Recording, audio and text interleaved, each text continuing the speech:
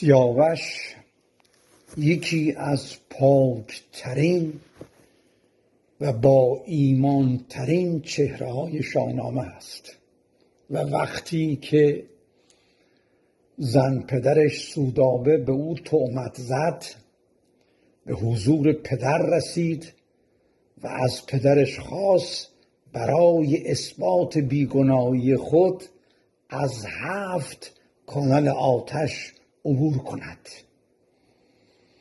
پدرش کاووسشاه به درخواست فرزندش سیاوش این آتش را فراهم کرد و سیاوش در روز سه‌شنبه آخر سال از 7 کانال آتش عبور کرد و سرافراز بیرون آمد.